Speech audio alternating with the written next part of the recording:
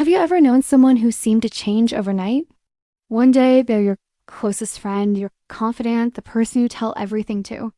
The next, it's like you're a complete stranger. They're distant, cold, and silent. It leaves you wondering, what did I do wrong? Was it something I said? This sudden shift can be one of the most confusing and painful experiences in any relationship. In this video, we're going to explore the psychology behind these silent, sudden changes. And I promise you, by the end, you'll see that most of the time, it has nothing to do with you at all. Let's start with a truth that might be hard to accept at first. It's not always about you. When someone pulls away, our immediate reaction is to blame ourselves. We replay every conversation, second-guessing our words and actions. But the reality is, most people don't change because of something you did. They change because of internal battles they aren't ready or able to talk about. Inside, they could be wrestling with deep-seated fear, shame, or crippling insecurity.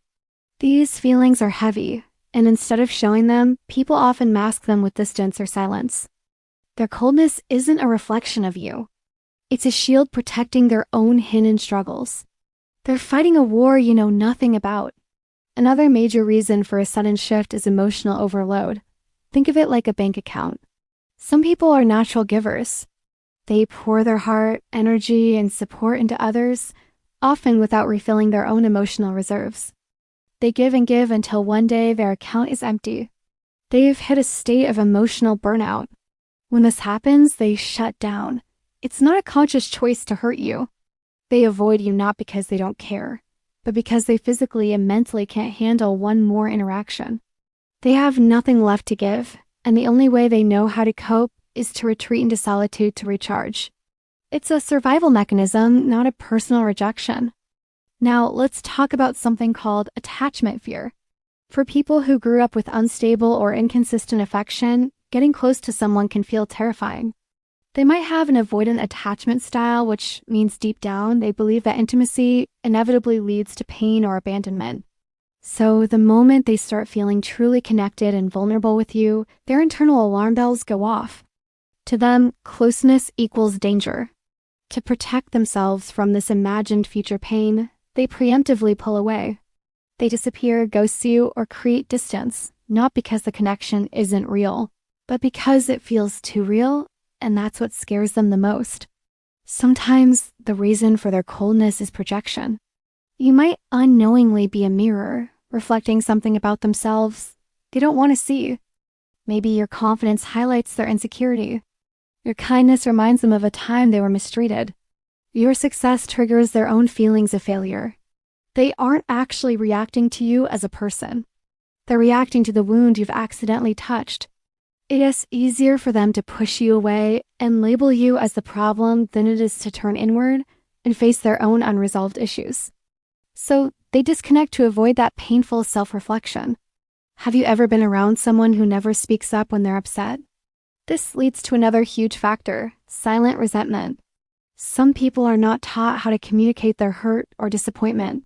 Instead of saying, "Hey, that bothered me," they swallow their feelings. They silently collect these small grievances, like stones in a backpack. Each unresolved issue adds another stone, and the load gets heavier and heavier. One day, the weight becomes unbearable. They can't carry it anymore, and they certainly can't pretend everything is okay. Instead of finally having the difficult conversation, they just shift their behavior. The warmth is gone, replaced by a cold distance built from 100 unspoken hurts. People are not static. We are constantly evolving. A significant life event like trauma, a major loss, a new career, or a health crisis can fundamentally change a person's identity and priorities. They are literally not the same person they were a month ago. This isn't about you. This is their own personal journey of transformation. They might be shedding old parts of themselves to make room for a new identity, and unfortunately, some relationships don't fit into that new version. You just happen to be close enough to feel the ripple effects of their internal earthquake. Their change is a deeply personal process, and sometimes we are just casualties of their growth. A lot of these sudden shifts are rooted in a powerful defense mechanism. The logic is simple if a bit twisted. I'll push you away before you have the chance to hurt me. It's a preemptive strike. People who have been hurt badly in the past often build emotional armor to protect themselves.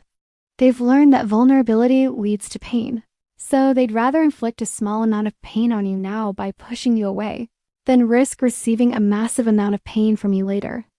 It feels incredibly unfair to be on the receiving end of this, but for them, it's a self-defense tactic that feels absolutely necessary for their emotional survival.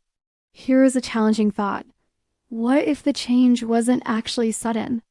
Often, the signs were there all along, but we missed them.